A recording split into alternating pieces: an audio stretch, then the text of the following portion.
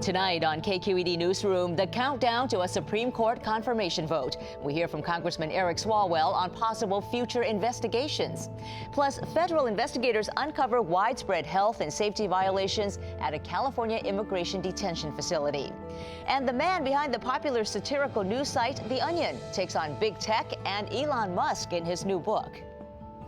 Hello and welcome to KQED Newsroom. I'm Thuy Vu. We begin with the showdown over the Supreme Court. Today, the Senate moved to clear the last procedural hurdle before a final vote on the confirmation of Brett Kavanaugh to the Supreme Court. That vote is scheduled for Saturday, despite objections from Democrats that the FBI investigation into sexual assault allegations against Kavanaugh wasn't thorough and is therefore not legitimate. Blasey Ford, a Palo Alto research psychologist, told the Senate Judiciary Committee last week that Kavanaugh sexually assaulted her when they were teenagers. After pressure from Arizona GOP Senator Flake, the White House relented to a limited FBI probe. The FBI wrapped up its 5-day investigation earlier this week. Here now to discuss all of this and what lies ahead for Judge Kavanaugh, I'm joined by Democratic Congressman Swalwell. He sits on the House Judiciary Committee. Congressman, nice to have you back. Yeah, thanks for having me back. Well, earlier today, 3 key senators, Democrat Joe Manchin, along with Republicans Flake and Sue Collins, all said they would support Judge Kavanaugh when the final vote takes place this weekend. So now it appears that he has enough votes to be confirmed. What is your reaction to that? Well, I'm concerned about the future of the court, for its integrity, but also for, the precedent of important cases like Roe versus Wade, that they could be overturned. But I also want to make it clear that, it's not one senator who did this. And I think Senator Collins is unfairly being targeted. She's one of 51 who I think have voted in the wrong direction. And I hope people, remember that as they evaluate, what this decision means to them.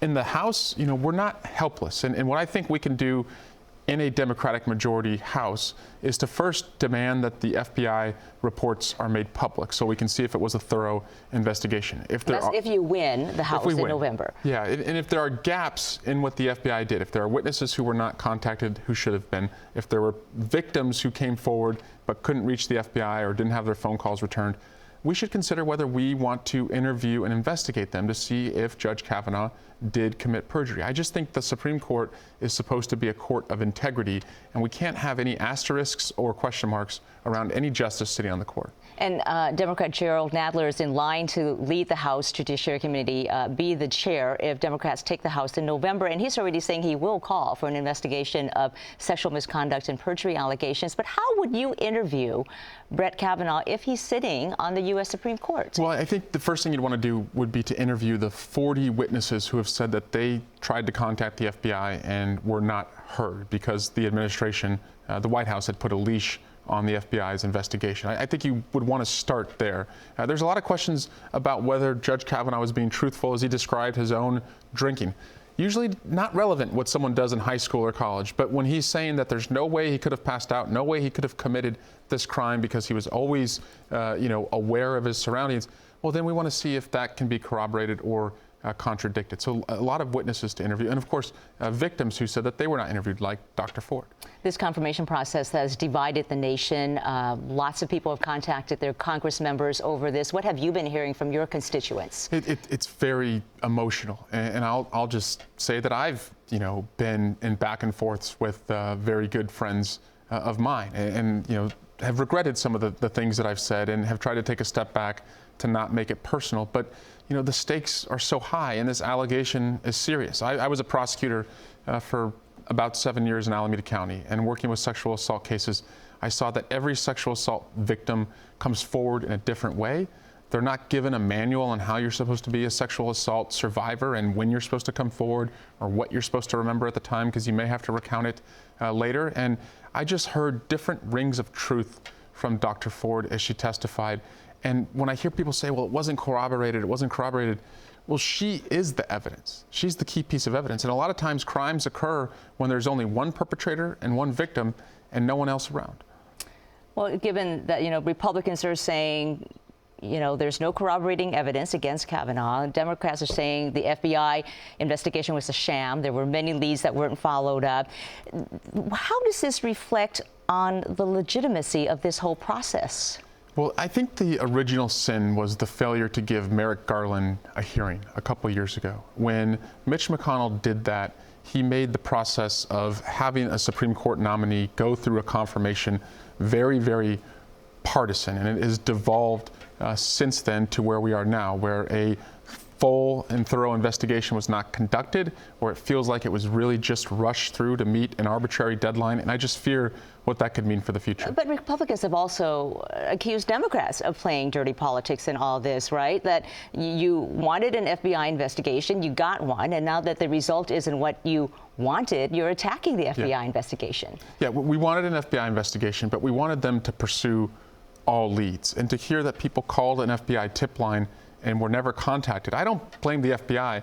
I blame the administration for the restraints that they put on the FBI. And again, Twee, what's so disappointing is that this president has gone after the FBI over and over and over these past 2 years, particularly for what they did in an election cycle 2 years ago. And now he puts them right in this box a couple weeks before another election. That hurts their credibility as well. All right, let's talk about the midterm elections looking ahead. If Democrats win the House, will you call for an investigation of President Trump's taxes in light of the New York Times investigation that says he got the bulk of his money from his father, Fred Trump, and that he engaged in tax fraud? To me, this is about credibility, and the American people should know if their president is a tax cheat. And the New York Times went to great length in a years-long investigation, 8 pages laid out in the newspaper, to detail the president's fraud and the number of different ways that he sought to avoid paying taxes like the rest of us. So, will you call for an investigation? Yes. So what we'll call for are his taxes, which he has,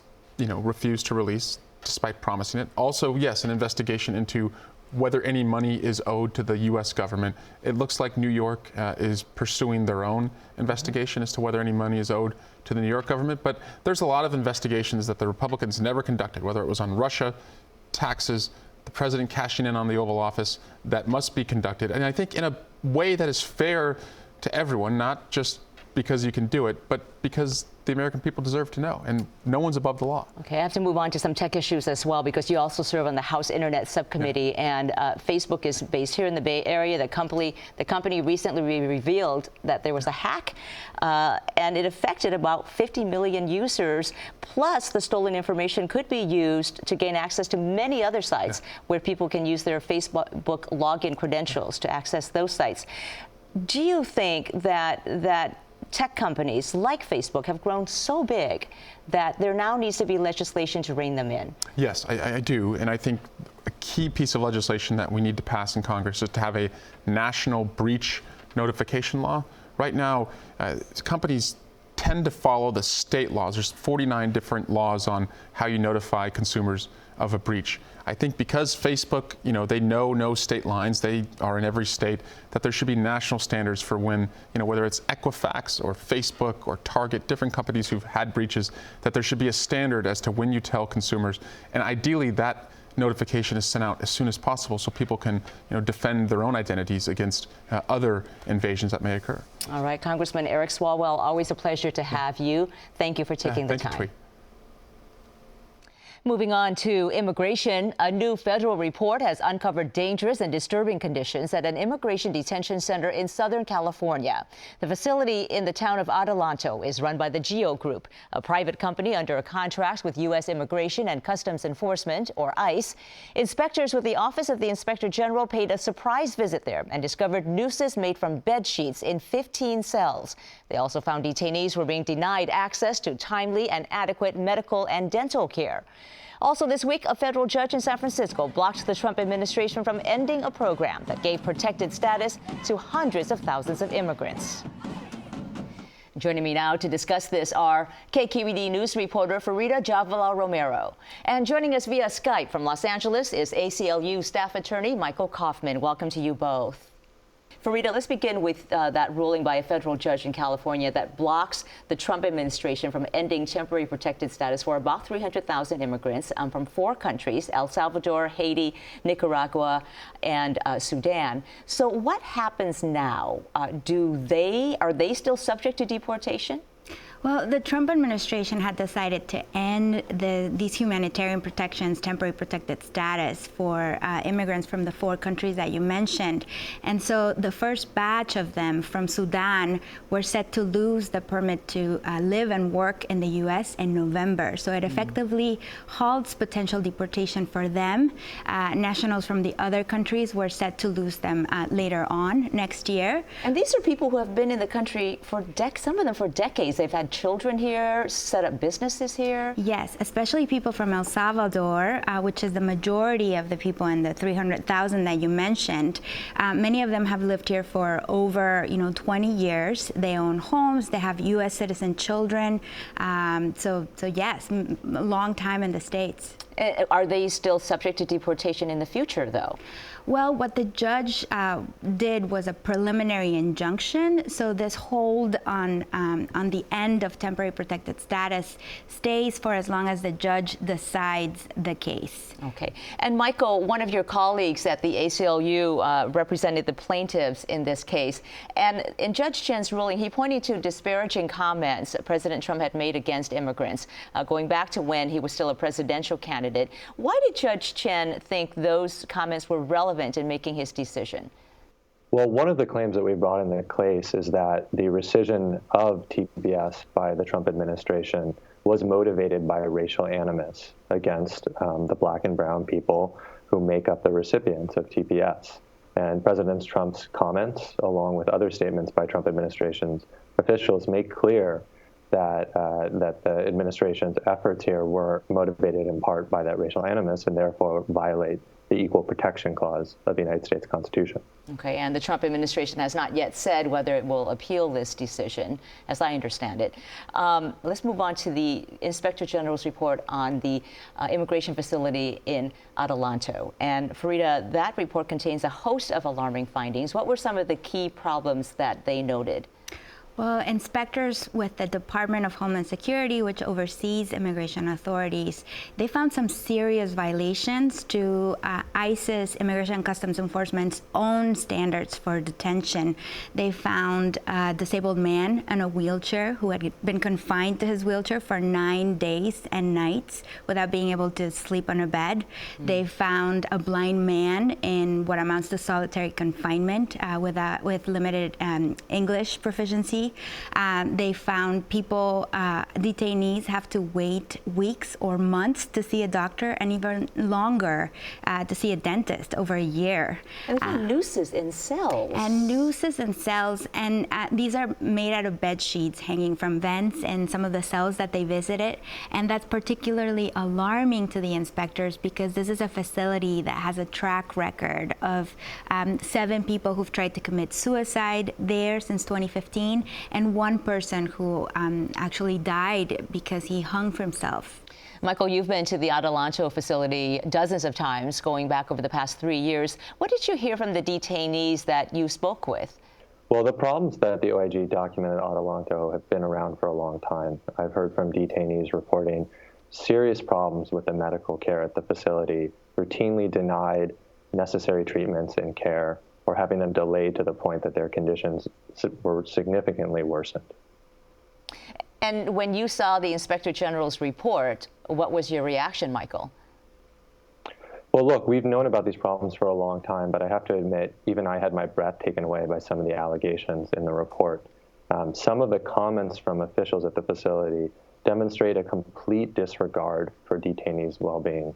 For example, we had an official who referred to people who attempted suicide as, quote, suicide failures. And there was also apparently remarks for some people who needed floss that, well, we don't have any floss, so why don't you just use the string from your socks? Exactly. That's a comment from a dentist referring to the fact that detainees did not have available to them floss and other things that they need to ensure that they could take care of themselves. And that kind of brazen disregard by just saying, hey, use the string from your socks, I think shows from top to bottom at the facility that they really don't seem to care about detainees' health and well-being. And other reports in the past on Adelanto have also pointed out deficiencies. Has the ACLU or any other organizations challenged the federal government on these systemic issues, Michael? Well, back in 2015, we, along with a number of other advocacy groups, filed a written complaint with ICE outlining our concerns about substandard medical care at the facility that often led to tragic consequences. There's been a number of deaths at the facility that, as the OIG notes, resulted in part due to substandard care at the facility. And after we filed that complaint, another congressional members followed up with ICE to express their own concerns. And yet, despite the documentation of the problems there, ICE had taken no meaningful steps to address the medical care and the dental care at the facility. And Farida, Geo is the company, the private company that operates the facility in Adelanto. You spoke with them, you contacted them. What did they have to say about these findings? Well, they say they take the findings seriously and that they're already taking steps to correct them. They are going to comply with the full review that ICE said will do of the facility due to this report by the Office of the Inspector General. Do you think that this will lead to any actual changes? Because there have been other reports pointing out other problems in the past. That's right. I think it remains to be seen. Geo runs more than 100 facilities throughout the country. And we've heard from immigration attorneys and others that there's problems at other facilities in California and throughout the country as well. And Michael, there are hundreds of detention centers in the U.S. What is going on at those facilities, and how is the detention now different than from previous administrations? Because President Obama, his administration also detained immigrants. Absolutely, and a lot of the problems that are at Adelanto date back, 5-6 years, and they're nothing new. But we've seen conditions worsen under the Trump administration. And look, this is an administration that has made clear that they're going to make it as painful as possible for people to go through the immigration system. They're detaining more people than ever before in conditions like this that we found at Adelanto. They're tearing away families apart and separating children and parents. And they're changing the rules in immigration court to make it as difficult as possible for people to fight their deportation cases. So from top to bottom, the administration is going to try to make detainees and immigrants' lives as painful as possible. And Farida, who is held at this facility? Are they political asylum applicants? Are they people who were caught during ICE raids? Yeah, I think that's very important to remember about all this, is that most of the people held at facilities like these, they're fighting their immigration. They're there because their immigration case is ongoing, and so they're waiting for immigration courts to decide their case. So yes, it could be asylum seekers, it could be people fighting deportations. So many of these people don't have a criminal record, and they're not supposed to be held in very punitive conditions. But this report makes it, gives us a very detailed inside look at what might actually be going on in there. And Michael, you have met with some undocumented immigrants who actually gave up their cases to live legally in the U.S., even some with strong cases, according to lawyers who represented them. Why did that happen? Yeah, absolutely. I've had clients who have told me that they can't bear to stay in detention for the months and sometimes years it takes to litigate their immigration cases and give up very winnable cases because of the terrible circumstances under which they're detained. And I think a bigger question we should be asking right now is, why are we detaining all these people in places like Adelanto? As Farida was alluding to, this is a civil detention system. People aren't being held because they're being punished for something they did wrong. They're simply being held so that they'll be available to show up for their immigration court hearings. And yet we know the federal government has available to it extraordinarily other mechanisms in ensuring that people show up at their court hearings by placing them on supervision or putting them on ankle bracelets or other conditions of release. And so why are we keeping people locked up when the government has equally good ways of ensuring their appearance at their court hearings? All right, Michael Coffin with the ACLU joining us from Los Angeles. Thank you very much. And also our thanks to Farida Javalo-Romero with KQED. Thank you. Thank you. Turning now to something lighter, Scott Dikkers is the founder and longest-serving editor-in-chief of the popular online satirical news outlet, The Onion. It's never shied away from taking jabs at public figures. Now Dikkers is aiming his sarcastic wit at Elon Musk in a new book, Welcome to the Future, Which is Mine. Musk is well known for being the outspoken and often flamboyant CEO of the companies Tesla and SpaceX. And right now, The Onion's Scott Dikkers joins me in the studio. Nice to have you here. It's great to be here, Twee. Thanks for having me. Well, you know, there are lots of tech giants you could have chosen to skewer in your book. Why did you choose Elon Musk? He's the funniest. He's the weirdest. And he's the one that has the most kind of public image. You know, a lot of these guys hide in their billion-dollar lairs or whatever, wherever they live. But Musk loves to tweet. He's kind of, yeah, he's out there, he's tweeting, he's doing stuff. So I figure, you know, if you're in the public sphere, you're going to get mocked a little bit.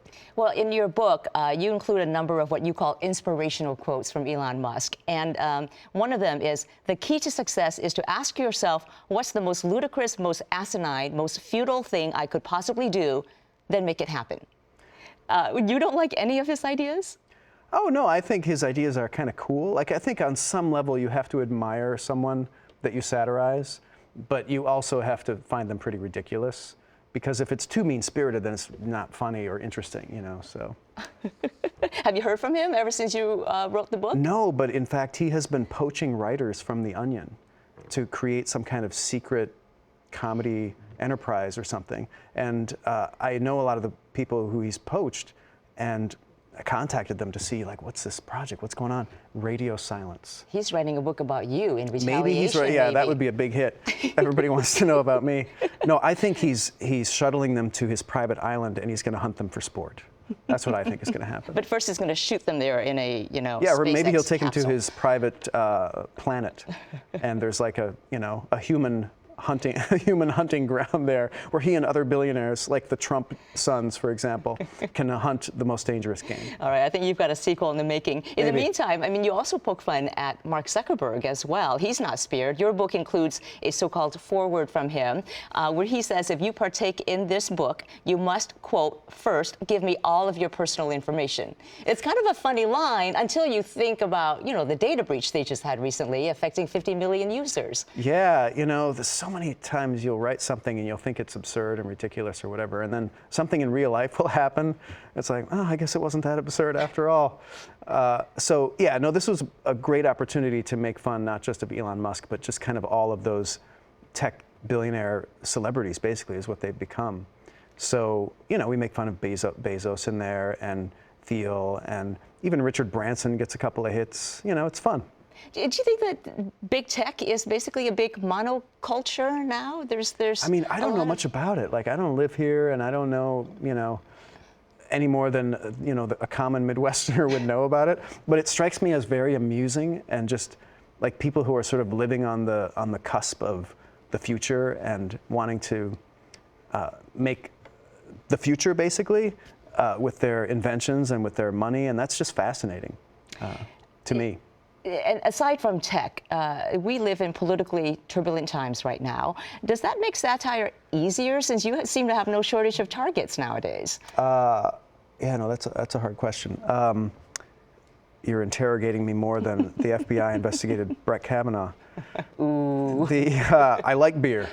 Okay, I still like beer. Did you have more than one beer? No, just let's be fair. Can we just please treat me fairly? I like rubbing up against people. Oh. So, no, satire is easy, always, because there's always terrible people. There's always awful things going on in the world. And the point of satire is to point those things out with humor. And sometimes it seems like things are more absurd or things are more crazy. I really just think that's a surface, like, underneath, humans are always going to be pretty awful to each other, so there's going to be plenty to satirize. And, you know, what's worse is when things are so absurd that the satire you write just comes true all the time. You think you're writing something crazy and absurd, and then it comes true in real life. So, I don't know, it's kind of the gold standard for me when that happens. You've also written that good satire afflicts the comfortable and comforts the afflicted. Can you expand on that? How do you decide who or what to target? Yeah, so if you go after an oppressed group or somebody who's down and out, like, it's just not funny. Nobody wants to see that. But if you go after authority figures or billionaires or whatever, everybody wants to see them brought down a peg. So yeah, it's pretty simple. And a lot of times stuff I've done, especially stuff for The Onion, has been perceived as very edgy and maybe inappropriate or whatever. And that's when, you know, you might get perilously close to seeming like you're making fun of the wrong target or whatever, but the subtext is always going after the right target, hopefully, like if you do it right. Something where there's a true injustice, something legitimately wrong. Absolutely. Okay. What is I'm a good guy. Like, I'm not not trying to tear down. No, I'm terrible. What's the difference between humor and satire? Another great question. So humor is just funny. Like, try not to laugh videos, you know, Aunt Myrtle slipping and falling in the backyard. Everybody loves that. Or like, you know, a funny piece by Dave Barry about how, you know, I can't believe I'm 50. Or I hate taking out the trash. Don't you hate taking out the trash? That's humor.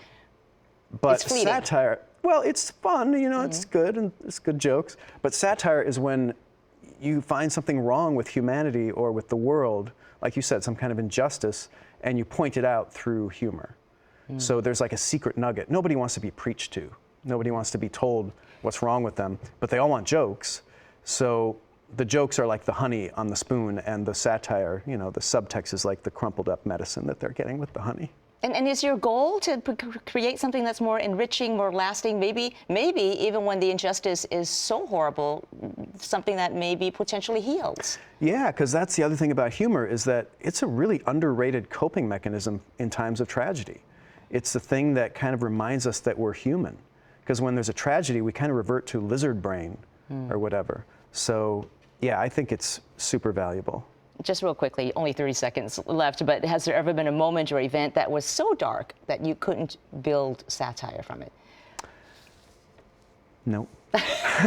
There's always a good target, almost always. And there's that whole too soon thing, but if your target is right, it's never too soon. Like, you know that feeling when you're at a funeral and you just start laughing and it feels really inappropriate? Again, it's like a natural healing mechanism that we all have. So I love pushing that boundary and trying to get that laugh out as soon as possible. All right.